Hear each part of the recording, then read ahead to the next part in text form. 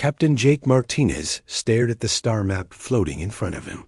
The bridge of the exploration ship Frontier's Edge was quiet except for the soft hum of the engines. They had been traveling for 3 weeks now, heading toward the outer rim of known space. It was supposed to be a simple mission. Survey new planets, look for resources, and report back to the Galactic Council. Jake rubbed his tired eyes. At 42, he had been doing survey missions for almost 20 years. This one felt different, though. They were getting close to the Forbidden Zone, the area around Sol System that no ship was allowed to enter. "Captain, we're picking up something strange," said Lisa Warren from the pilot's seat. She was young, maybe 28, with short brown hair and quick reflexes that made her one of the best pilots in the fleet. Her fingers moved across the control panel as she studied the readings. Jake walked over to her station. "What kind of strange?" Lisa pointed at her screen.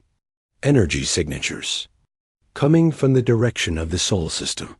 But that's impossible. The humans went to sleep 50 years ago. There shouldn't be anything there."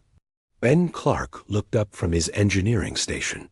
He was a big man with calloused hands and a beard that needed trimming. "Maybe it's just background radiation. Space is full of weird energy." Amy Torres, their xenobiologist, shook her head. She had been studying alien life forms for 15 years and trusted her instruments more than most people. "No, Ben, I'm seeing the same readings. This is artificial energy. Someone is building something big out there." Jake felt a chill run down his spine. Every child in the galaxy knew the stories about humans. They had been the most dangerous species anyone had ever encountered. 50 years ago, they had conquered dozens of star systems. They had technology that could destroy entire planets. Then, suddenly, they had retreated to their home system and gone silent.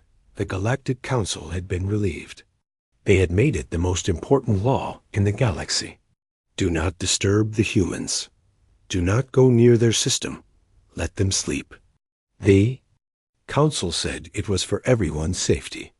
If the humans woke up, they might start conquering again. "Atlas, what do you think?" Jake asked the ship's artificial intelligence. The AI's calm voice filled the bridge. "Captain, I am detecting massive construction activity in the Sol System. The energy patterns suggest advanced manufacturing on a scale I have never seen before. There are also signs of fleet movements." Lisa turned in her chair. "Fleet movements? You mean ships?" "Correct. I estimate at least 300 large vessels are currently active in the Sol System." Amy stood up quickly. 300 ships? But the humans are supposed to be sleeping. The Council said they became peaceful. They said they gave up war. Jake walked to the center of the bridge. He had served in the Council's military for 25 years. He had seen war. He knew what fleet movements meant. "Atlas, how long have these activities been going on?" "Based on the energy decay patterns, I estimate construction began approximately 47 years ago. The activities have been increasing steadily."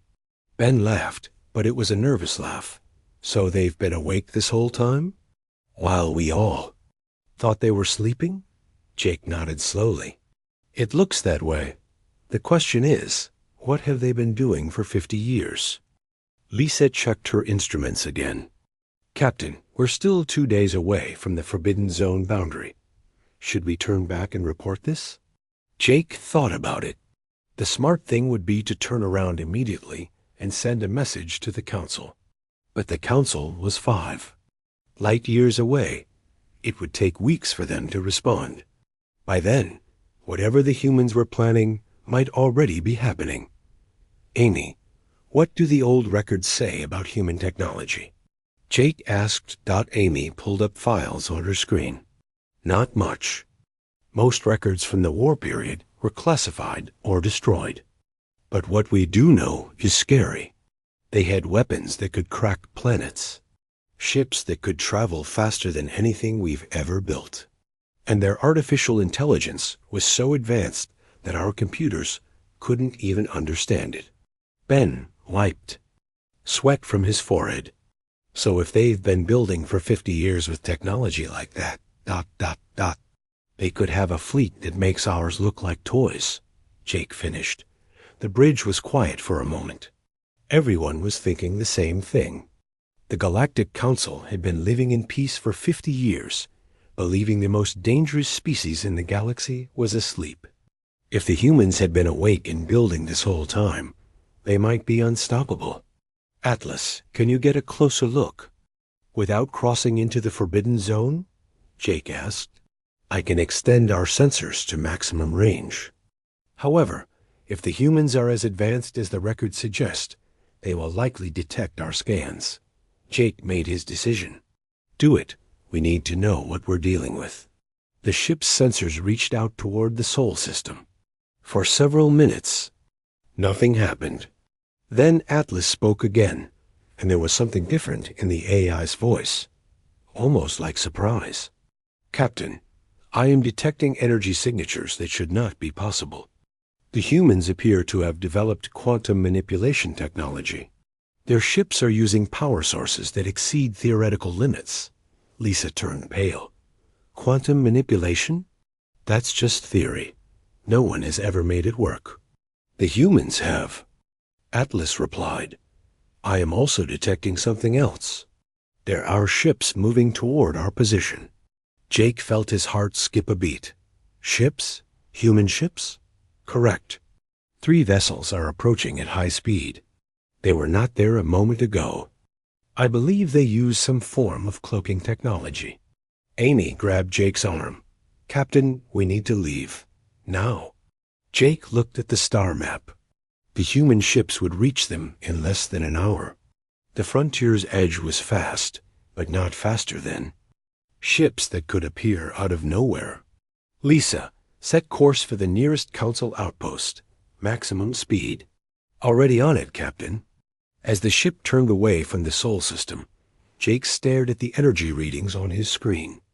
For 50 years, the galaxy had believed the humans were sleeping, but they had been wrong. The humans had been awake. They had been watching, and they had been preparing.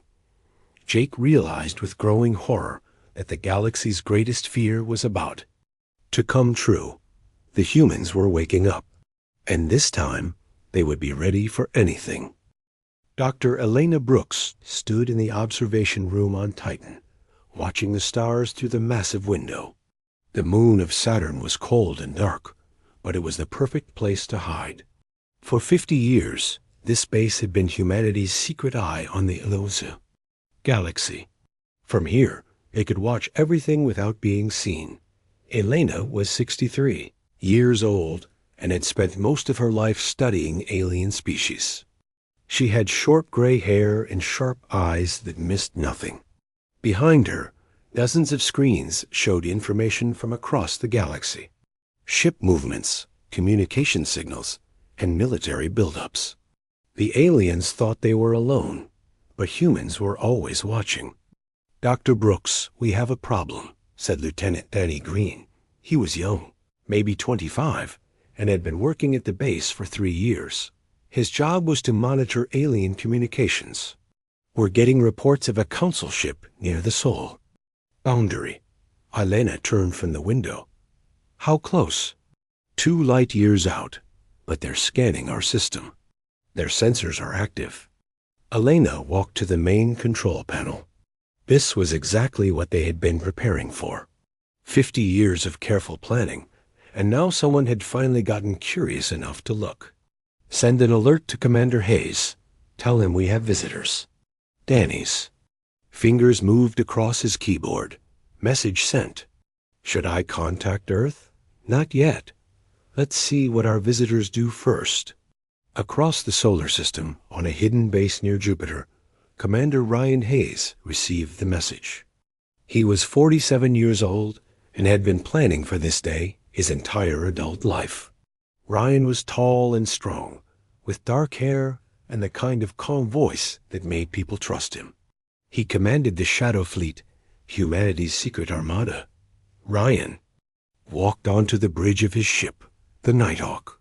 It was invisible to alien sensors, using technology the humans had developed during their 50 years of hiding. Around him, his crew was already working. "Kate, what do we know about this alien?" "Ship?" Ryan asked. Kate Murphy, his intelligence officer, pulled up information on her screen. She was 38 and had been studying alien technology for 15 years. "It's a Council exploration vessel called the Frontier's Edge. Captain Jake Martinez commanding. They've been doing routine surveys for years. Nothing special about them. Except they're the first ones to get close enough to detect our activities," said Alex Stone from the tactical station. Alex was 35 and had trained for combat his entire career. He understood weapons better than anyone Ryan knew. Ryan studied the information. "How much did they see?" Kate checked her readings. "Enough to know we're not sleeping. Our energy signatures are too strong to hide completely. They know we're building something." Ryan nodded. This was the moment humanity had been preparing for. For 50 years, they had let the galaxy believe they were peaceful. They had retreated to their home system and stayed quiet. But they had never stopped working. While the aliens thought humans were sleeping, they had been developing new technology. Quantum manipulation, advanced artificial intelligence, weapons that could destroy entire fleets. They had been breeding and training the best soldiers the galaxy had ever seen. Most importantly, they had been watching. "Sir, should we intercept them?" Alex asked. Ryan thought about it. The smart thing would be to let the aliens go and report what they had seen. But that would start a panic. The Galactic Council would mobilize their fleets. They would try to attack Earth before humanity was completely ready. On the other hand, if Ryan's ships revealed themselves now, it would also cause panic. The aliens would know that humans had been lying for 50 years. They would know that the peaceful humans were actually preparing for war.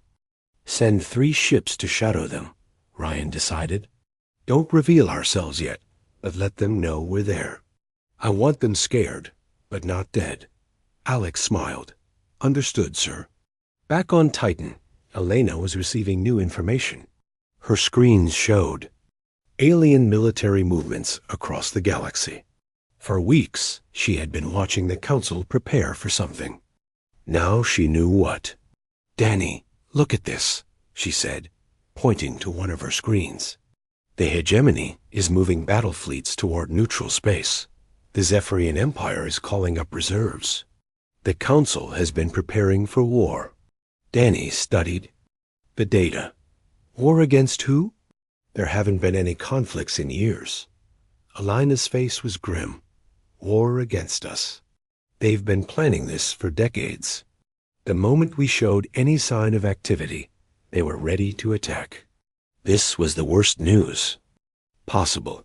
Humanity had retreated 50 years ago to avoid a war they might not win. They had spent decades building their strength, hoping that when they returned to the galaxy, they could do so peacefully. But the aliens had been preparing too. Elena opened a communication channel to Earth. "This is Titan Base. I need to speak with President Santos immediately." On Earth, President Maria Santos was in a meeting when the call came in. She was 55 years old and had been leading the Global Defense Council for 10 years. Maria had been part of the original plan to hide humanity's activities. She knew this day would come. "Elena, what's the situation?" Maria asked as she took the call in her private office. "We have a council ship that detected our activities, but that's not the worst part. I'm seeing military buildups across alien space. They've been preparing for war against us." Maria felt her heart sink. "How long do we have? Days, maybe weeks. Once word spreads that we're active, every alien fleet in the galaxy will be heading for Earth." Maria made her decision. "Alert all Shadow Fleet commanders. Begin Phase 2 of the Awakening Protocol." Phase 2 meant revealing humanity's true strength.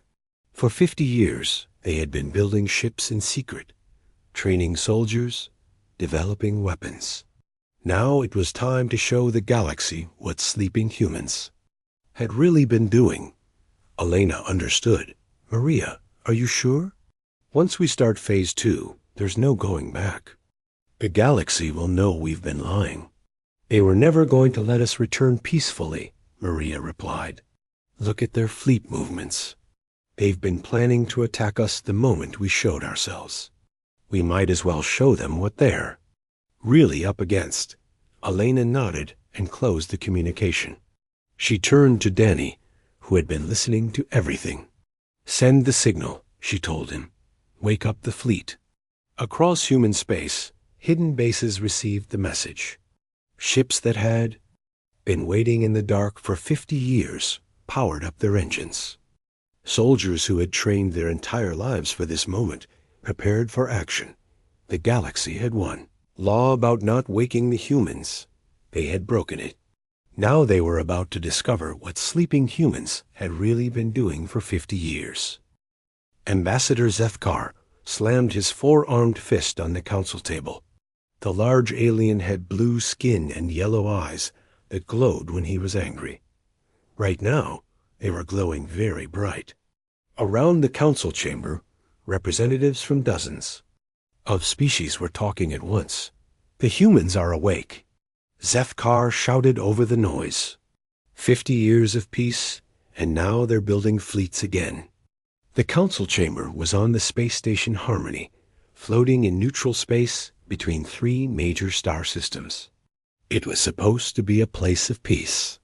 Today, it felt more like a war room. Counselor Vexara, a tall green creature with 6 legs, stood up slowly. She was old, even by her species standards, and had been on the council for 30 years. We need to stay calm. We don't know what the humans are planning. We know exactly what they're planning, Zethkar replied. They're preparing for war. The same war they started 60 years ago. Other council members began shouting. Some wanted to attack Earth immediately. Others wanted to try talking to the humans first. A few suggested running away to the far side of the galaxy. Counselor Mikron, a small furry creature with big ears, raised his hand. The exploration ship Frontier's Edge has not reported back. They were supposed to return 3 days ago. The council chamber became quiet.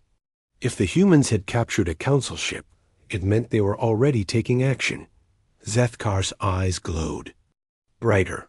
Send the Hegemony war fleet to Earth. We end this before it starts. On Earth, President Maria Santos sat in the Global Defense Council meeting room. Around the table were the most powerful humans in the solar system. Admiral Scott Palmer, who commanded Earth's official military. Secretary of Peace Operations Diana Foster, who handled diplomatic relations. And Chief Science Advisor Dr. Nathan Cole, who understood alien technology better than anyone. The alien fleets are moving, Admiral Palmer reported. He was 60 years old and had been preparing for this war his entire career. 16 different species are sending ships toward our system. Diana Foster shook her head. She was 52 and had spent 20 years trying to find peaceful solutions to galactic conflicts. We should try to talk to them first. Send a message explaining that we're not a threat. Admiral Palmer laughed, but it wasn't a happy sound. Diana, they're bringing battleships, not diplomats. They've made their choice. Dr. Nathan Cole looked up from his tablet. He was 45 and had been studying alien weaknesses for decades. I have some interesting news. Our analysis of alien communications shows they've been developing anti-human weapons for 30 years. Biological weapons designed to kill only humans. Quantum bombs that target human DNA. Maria felt cold. They've been planning to genocide. You? Nathan nodded. The evidence is clear. The moment we showed any activity, they were ready to wipe us out completely. Diana's face went pale. but they told us they were peaceful. The council said they wanted to live in harmony with all species. Admiral, Palmer stood up. They lied. Just like we've been lying to them? The difference is we were preparing to defend ourselves. They were preparing to murder us. Maria looked around the table. She had hoped this day would never come. When humanity retreated 50 years ago, the plan was to build their strength and then return to the galaxy as peaceful partners. But the aliens had been planning humanity's destruction the whole time. What about our prisoners? Maria asked. Admiral Palmer smiled for the first time in the meeting. Captain Martinez and his crew are safe. Commander Hayes rescued them this morning. The operation was perfect. The aliens never even knew we were there. Far from Earth, on a Shadow Fleet ship called the Phantom, Captain Jake Martinez sat in a clean white room. He couldn't believe what he was seeing. The human ship was more advanced than anything in the Galactic Council's fleet. The walls showed star maps that updated in real time. The artificial intelligence was so smart, it could predict what he was going to say before he said it. Commander Ryan Hayes entered the room. Jake had expected a monster. Instead, he saw a normal human man who looked tired and sad. Captain Martinez, I'm sorry we had to take you prisoner, Ryan said. But your discovery has started something that can't be stopped. Jake stared at him. You've been awake this whole time. While the galaxy thought you were sleeping, you were building an army. Ryan sat down across from Jake. We were building a defense. There's a difference. Defense against what? Ryan activated a screen on the wall. It showed alien military bases, weapon factories, and research facilities. This is what the peaceful Galactic Council has been doing while we were supposedly asleep. They've been preparing to exterminate humanity. Jake looked at the images. He saw weapons designed to target human biology. Ships built specifically to attack Earth. Plans for bombing human colonies. This can't be real. Your own ship's eye recorded these locations, Ryan said. We didn't fake anything. The aliens have been planning our genocide for decades. Jake felt sick. He had served the Galactic Council for 20 years. He had believed they were the good guys. Why didn't you tell anyone? Ryan's laugh was bitter. Tell who? The same council that's been building weapons to kill us? Captain, there's something else you need to know. Your ship was specifically sent to find us. What do you mean? The council has been sending exploration ships near our system for months. They were trying to confirm that we were active. Your mission wasn't routine. It was a spy mission. Jake realized the truth. The council had suspected human activity. For a while, they had sent him and his crew to confirm it. If they had found nothing, they would have gone home. But finding something meant the war could begin. My crew, Jake said. Are they safe? They're fine. Lisa, Ben, and Amy are in rooms. Just like this one. We're not monsters, Captain. We don't hurt prisoners. Jake looked at the alien weapon designs on the screen. What happens now? Ryan's face was serious. Now the galaxy learns what happens when you try to exterminate humanity. We've been preparing for 50 years. They're about to find out what sleeping humans were really doing. Across the galaxy, alien fleets were moving toward Earth. Thousands of ships carrying millions of soldiers. They expected to find a small human fleet defending their home world. They expected an easy victory. They had no idea that humanity had been watching them for decades. They didn't know about the Shadow Fleet. They didn't know about the Quantum. Weapons. Most importantly, they didn't know that humans had been preparing for this exact war for 50 years. The galaxy was about to learn why the old law existed. Don't wake the humans. Because when humans woke up, they woke up ready for anything. Admiral Scott Palmer stood on the bridge of the Earth Defense Command Center, watching the largest screen in the room. It showed the positions of every alien fleet heading toward Earth. 16 different species, over 4,000 ships, all coming to destroy humanity's home world. "Sir, all Shadow Fleet units are in position," reported Colonel Jenny Price. She was 39 years old and had been coordinating secret operations for 15 years. "We have ships in 12 star systems, just like you planned." Scott nodded. For 50 years, he had been preparing for this moment. While the aliens thought humans were sleeping, the Shadow Fleet had been placing ships near every major alien world. Now those ships were about to reveal themselves. "Begin Operation Awakening," Scott ordered. Across the galaxy, something impossible began happening. On the alien world of Kethvar, 3 massive human ships suddenly appeared in orbit. They had been there for years, invisible and waiting. On the industrial planet Zexaron, human vessels materialized above the weapon factories. On the hegemony capital world, an entire human battle group dropped their cloaking fields right next to the alien defense stations. Ambassador Zethkar was on his flagship, leading the largest alien fleet in history toward Earth when the reports started coming in. His communications officer, a nervous creature named Peekler, was receiving messages from across hegemony space. "Sir, we have human ships above our home world," Peekler said, his voice shaking. "They're demanding we surrender our orbital defense platforms." Zethkar felt his blood turn cold. "How many ships?" 12 battleships, sir. They're larger than anything in our fleet." More reports came in. Human ships above the Vexaron colonies. Human ships at the Zephyrian military bases. Human ships everywhere, appearing out of nowhere like ghosts. "How is this possible?" Zethkar demanded. "How long have they been there?" Commander Ryan Hayes smiled as he watched the alien panic from his ship's bridge. The Phantom was leading a small fleet toward the frontier's edge, the council ship that had discovered human activity. It was time to rescue Captain Martinez and his crew. "Kate, are you picking up alien communications?" Ryan asked. Kate Murphy nodded, listening to the alien messages through her headphones. "They're panicking, sir. They never expected us to have ships in their territory. They thought we were all at Earth."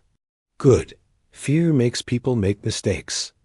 Alex Stone looked excited at his weapons station. "Sir, 3 alien cruisers are moving to intercept us." "Should I prepare for battle?" Ryan shook his head. "Not yet. We're here to rescue our people, not start a war. But if they fire first, destroy them." The alien ships were fast, but the human ships were faster. The Phantom reached the council vessel in less than an hour. The alien crew tried to fight, but their weapons couldn't even damage the human ship's shields. Within minutes, Ryan's soldiers had taken control of the council ship. They found Captain Martinez and his crew locked in a holding cell, unharmed but confused. "What's happening out there?" Jake asked as Ryan's soldiers freed them. "We're showing the galaxy what sleeping humans were really doing," Ryan replied. "Your rescue is just the beginning." On Earth, Dr. Elena Brooks was watching the operation from her command center on Titan. Screens around her showed human ships appearing all over the galaxy. But she was most interested in the alien reactions. "Danny, what are the aliens saying?" she asked. Lieutenant Danny Green was monitoring alien communications from dozens of worlds. "They're terrified, Dr. Brooks. Some are calling for immediate surrender. Others want to fight. But they're all asking the same question. Which is, how long have we been watching them?" Elena smiled. "Tell them the truth. We've been watching since the day we supposedly went to sleep." The truth was even more impressive than the aliens imagined. For 50 years, human agents had been living on alien worlds. They had learned alien languages, studied alien technology, and mapped every important military installation. They had even married aliens and raised families, all while reporting back to Earth. Dr. Nathan Cole had been one of those agents. 20 years ago, He had lived on the Zephyrian homeworld, pretending to be a trader. He had learned how to build their computers, their weapons, and their ships. More importantly, he had learned how to destroy them. The aliens are trying to contact their home worlds, Nathan reported to President Santos. But they're discovering that we control their communications now. Maria Santos felt a mixture of pride and sadness. How many alien worlds are under our control? 47 major worlds, plus hundreds of smaller colonies and outposts. We're not occupying them, just making sure they can't support the fleets heading toward Earth. The plan was working perfectly. While the alien fleets traveled toward Earth, human ships were disabling their supply lines, their communications, and their reinforcements. The aliens were flying into a trap. Captain Jake Martinez stood on the bridge of the Phantom, watching his former captors being led away in chains. The alien crew had tried to fight, but human soldiers were better trained and better equipped. "I don't understand," Jake said to Commander Hayes. "If you've been preparing for this war for 50 years, why didn't you just attack first?" Ryan looked tired. "Because we hoped it wouldn't be necessary. We thought if we were strong enough, the aliens would leave us alone. We were wrong. So you've been living a lie this whole time?" "We've been living the truth. The aliens are the ones who have been lying. They told the galaxy they were peaceful while building weapons to exterminate us." Lisa Warren, Jake's pilot, joined them on the bridge. She looked amazed by the human ship's technology. "This is incredible. Your ships are 50 years ahead of anything the Council has." "We had 50 years to improve while you thought we were sleeping," Ryan replied. "Every day we were getting stronger. Every day we were learning more about our enemies." Amy Torres, their xenobiologist, was studying readings from the alien ship's computers. "Commander, I'm seeing records of biological weapon research. They were developing diseases that would kill only humans." Ryan nodded grimly. "We know. We've been watching them develop those weapons for years. That's why we developed countermeasures." Ben Clark, their engineer, looked confused. "Countermeasures?" "Vaccines, genetic modifications, medical treatments. We're immune to every biological weapon they've created. We've also developed our own, but we're hoping we won't need to use them." The alien fleets were still 3 days away from Earth, but they were flying toward a solar system that was nothing like what they expected. Earth wasn't defended by a small, peaceful human fleet. It was protected by the most advanced military force the galaxy had ever seen. More importantly, the humans weren't just defending. They were attacking. All across alien space, human ships were appearing and taking control. The war the aliens had planned to fight at Earth was being fought everywhere at once. The galaxy was learning the most important lesson in human history. When you try to destroy humanity, humanity doesn't just fight back. It fights to win. Ambassador Zethkar stared at the tactical display on his flagship's bridge. What he saw made no sense. His massive fleet of 4,000 ships was still 2 days from Earth, but the war was already over. Human ships had appeared at every major alien world in the galaxy, not some worlds, every world. "Sir, we're receiving surrender requests from our home colonies," reported Piekler, his communications officer. A small alien's forearms were shaking as he read the messages. "The humans are offering to accept peaceful surrender in exchange for our fleets returning home." Zethkar's yellow eyes blazed with anger. "We don't surrender. We fight." But even as he said it, more reports came in. Human ships had disabled the orbital weapons around the hegemony capital. They had taken control of the Zephyrian fleet yards. They had surrounded the Vexaran military academies. Everywhere the aliens looked, humans were already there, waiting. Captain Jake Martinez stood on the bridge of the human ship Nighthawk, watching the alien fleet through the viewing screen. Commander Hayes had given him access to the human tactical systems, And what Jake saw amazed him. "You have ships everywhere," Jake said. "How is this possible?" Commander Ryan Hayes pointed to the display. 50 years of preparation, Captain. While your people thought we were sleeping, we were learning. Every alien world, every military base, every trade route. We've been watching and waiting." Lisa. Warren, Jake's pilot, was studying the human navigation systems. "But how did you get so many ships in position without anyone noticing?" Kate Murphy, the human intelligence officer, smiled. "Cloaking technology. But more than that. We've been building ships in asteroid fields, in empty space, in places no one would think to look. Every year we built more. Every year we got stronger." Amy Torres looked worried. "What happens to the alien fleets now? Are you going to destroy them?" Ryan shook his head. "We don't want to destroy anyone. We want them to understand that fighting is pointless." On the Hegemony flagship, Admiral Kextron was trying to make sense of the situation.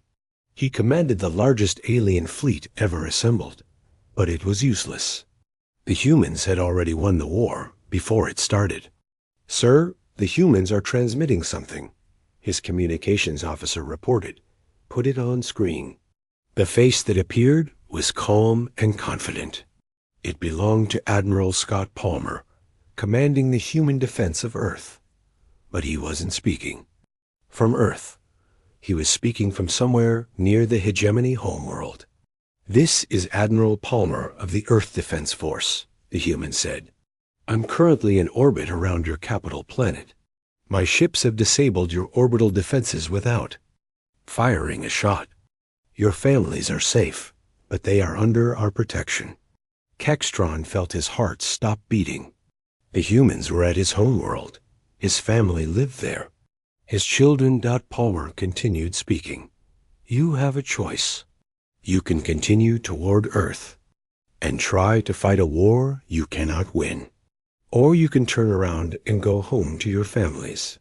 We will not harm your people if you choose peace."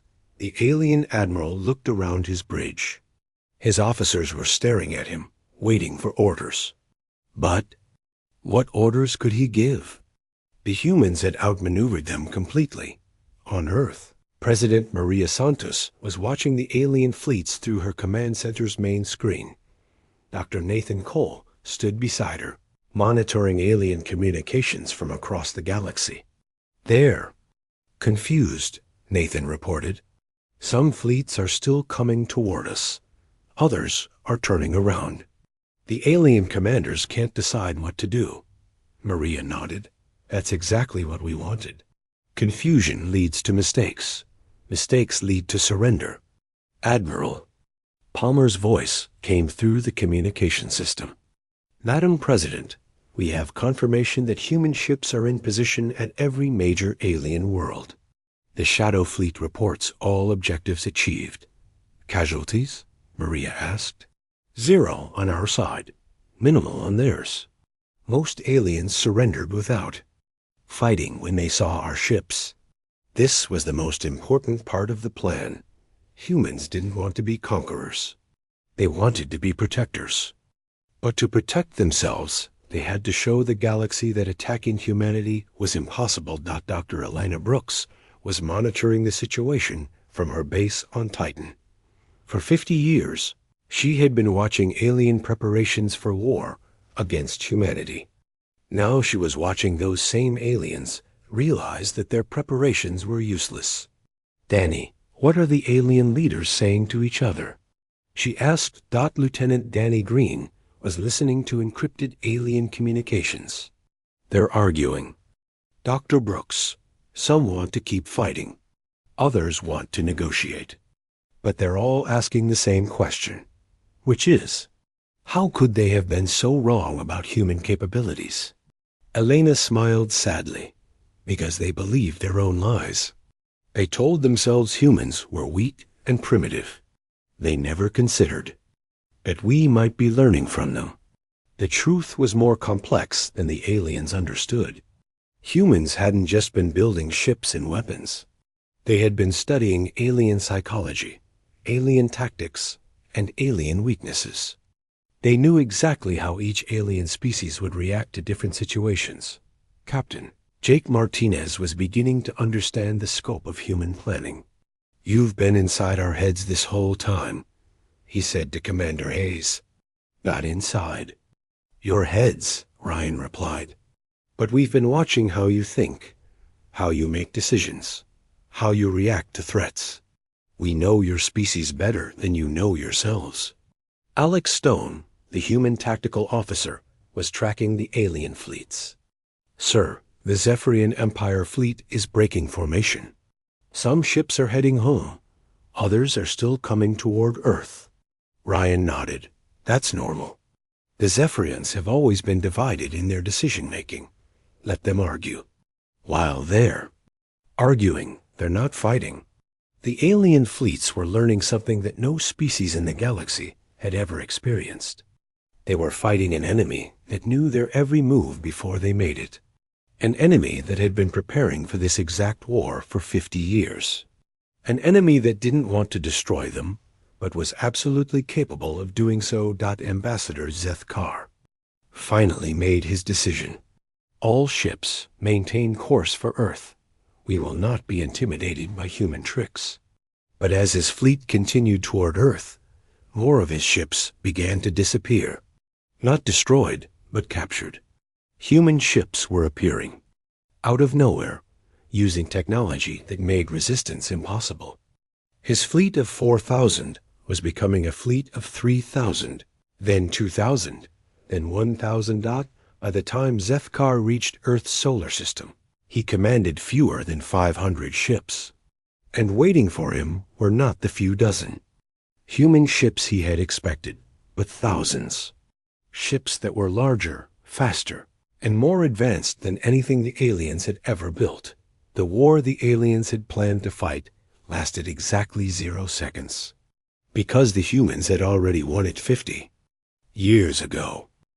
President Maria Santos stood at the podium in the great assembly hall on the space station Harmony. Behind her, the flags of every species in the galaxy hung in perfect rows. In front of her, the representatives of those same species sat in stunned silence. 3 days ago, they had been preparing for war against humanity. Today, they were listening to humanity's terms for peace. "Leaders of the galaxy," Maria began, her voice calm and strong. "For 50 years, you believed humans were sleeping. You were wrong. We were watching. We were learning. And we were preparing for this moment." Ambassador Zeth Kar sat in the front row, his forearms crossed and his yellow eyes dim with defeat. His once mighty fleet now consisted of exactly 12 ships. The rest had been captured by humans who appeared out of nowhere like ghosts. Aria continued speaking. "We know about your weapons designed to kill only humans. We know about your plans to destroy Earth. We know about your secret meetings, where you discussed the human problem. We have recordings of everything." The alien representatives looked at each other nervously. Some had been in those secret meetings. They had all agreed that humans were too dangerous to be allowed back into galactic society. Dr. Elena Brooks sat in the human delegation, watching the aliens' faces. For 50 years, she had been studying these species.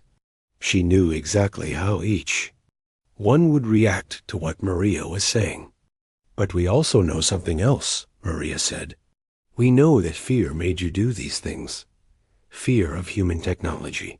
Fear of human expansion. Fear that we would do to you what you planned to do to us." Counselor Vexara, the old green alien, stood up slowly. "President Santos, what do you want from us?" Maria smiled. "We want what we've always wanted, peace. But this time, it will be honest peace. No more lies. No more secret weapons. No more hidden fleets." She activated a large screen behind her. It showed star maps of the entire galaxy. Every alien world was marked, along with every human ship watching them. "This is the new reality," Maria explained. Human ships are positioned near every inhabited world in the galaxy. We're not occupying your worlds. We're not controlling your governments. But we are making sure that no species ever again develops weapons to commit genocide. Admiral Scott Palmer stood up from his seat. He was wearing his full military uniform, and every alien in the room could see the medals representing 50 years of secret operations. For those of you wondering about resistance, Palmer said, his voice cold as space, I should mention that we've also developed weapons you can't imagine. Quantum bombs that can destroy entire solar systems. Biological agents that could wipe out any species we choose. Artificial intelligence that can hack into any computer system ever built. The aliens looked terrified. Palmer continued, but we won't use these weapons if you don't force us to. We prefer peace. Captain Jake Martinez sat with the human delegation, still amazed by everything he had learned. 3 weeks ago, he had been a simple exploration captain. Now he understood that humans had been playing a game so complex that no alien species had even realized it was happening. Commander Ryan Hayes stood up next. We're offering you a choice. You can join the new galactic government under human leadership, or you can isolate yourselves in your own space. But you cannot threaten other species anymore. Counselor Micron, the small furry alien, raised his hand. What kind of leadership are you talking about? Dr. Nathan Cole activated another screen. This one showed detailed plans for galactic development. We want to share technology. We want to explore together. We want to build a galaxy where no species lives in fear of another. Under human control, Zethkar said bitterly. Maria nodded. Yes, under human control. Because we've proven that we're the only species capable of preventing galactic war. She wasn't wrong. The records showed that in the 1,000 years before humans entered galactic society, there had been hundreds of wars between alien species. Entire civilizations had been destroyed. Billions had died in conflicts over resources and territory. We offer you protection, Maria continued. Protection from each other, and protection from external threats. In exchange, you accept human oversight of military development and weapons research. The alien representatives began talking among themselves. Some were angry. Others seemed relieved. A few looked curious about the human technology they might gain access to. Dr. Alina Brooks stood up. We're also offering you something no species has ever had before. Complete honesty. We will share our technologies with you. We will teach you how to build better ships, better computers, better weapons. But only if you use them for defense and exploration, not conquest. Amy Torres, who had been quiet during most of the meeting, finally spoke. What about species that refuse? What happens to them? Admiral Palmer answered. They can live in their own space, with their own rules. But they cannot leave their territory with military ships. They cannot develop weapons of mass destruction. And they cannot threaten other species. And if they try? Zethkar asked. Palmer's smile was not friendly. Then they learn why the old galactic law existed. Why everyone used to say, don't wake the humans. The voting took 3 hours. When it was finished, 47 species had agreed to join the new galactic government. 12 species chose isolation. 3 species, including Zethkar S. Hegemony, asked for time to consider. President Santos stood up one final time. 4. Those joining us, welcome to the new galaxy. For those choosing isolation, you will be left alone as long as you leave others alone. For those still deciding, you have 1 year to choose. Jake Martinez was selected as Earth's first official galactic ambassador. His job would be to help alien species adjust to human leadership and to make sure the peace lasted. Commander Hayes was promoted to head of galactic security. His shadow fleet would continue watching, but now they would be protecting all species, not just humans. Dr. Brooks became the head of the new Interspecies Science Council.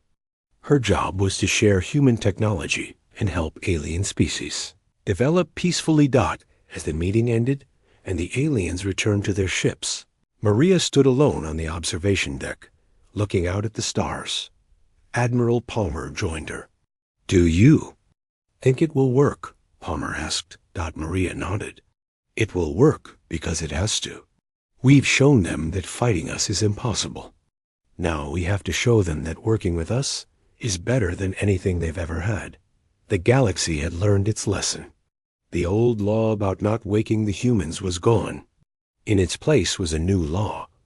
Don't threaten anyone, because the humans are always watching.